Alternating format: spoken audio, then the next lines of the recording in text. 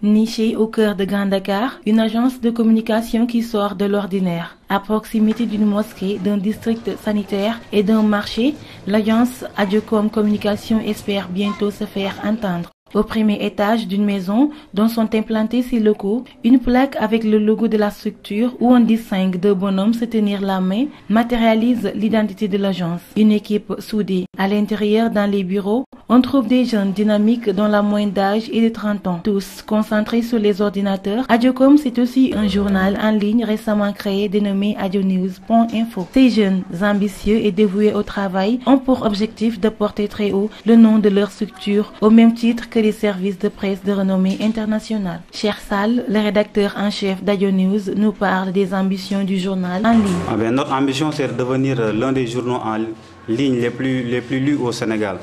Donc pour cela, on s'évertue à donner une information véridique, vérifiée et fiable. Donc pour ça, on s'appuie sur une rédaction qui est ici à Dakar, à Grand Dakar, et une autre qui est à Paris.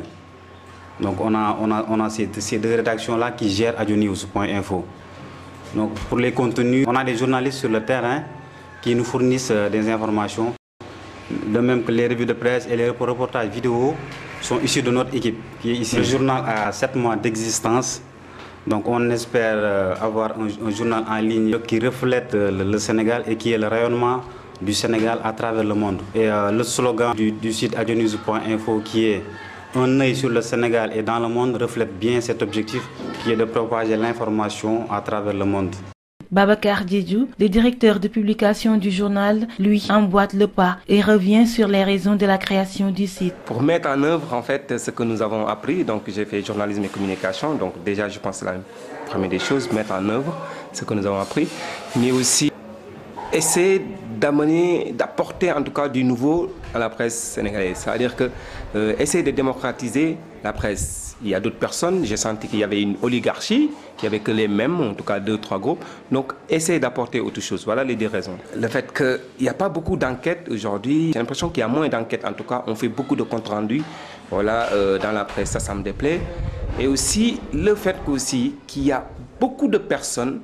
Je ne parle même pas des gens qui ont fait des études qui peuvent apprendre sur le terrain, mais des gens qui n'ont rien à voir avec le journalisme. Les griots aujourd'hui qui sont journalistes, c'est ça qui me déplaît.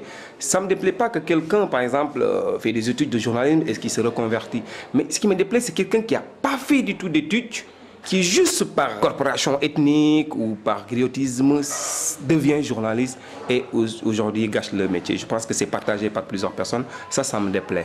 Les deux dirigeants de la structure ont fait leurs études en France et sont rentrés au pays pour faire bénéficier de leurs expériences aux jeunes. Travaillant d'arrache-pied, ils ne comptent pas leurs heures. Pour les horaires de travail, ici on travaille beaucoup. On travaille de 9h à 22h chaque jour. Donc c'est l'information qui demande ça. Il faut une veille informationnelle continue pour être à chaud sur l'information et donner aux lecteurs des informations. Malgré la pléthore des sites en ligne qui poussent comme des champignons sur la toile, l'équipe d'Adionews compte bien relever le défi et se faire un nom dans la presse sénégalaise.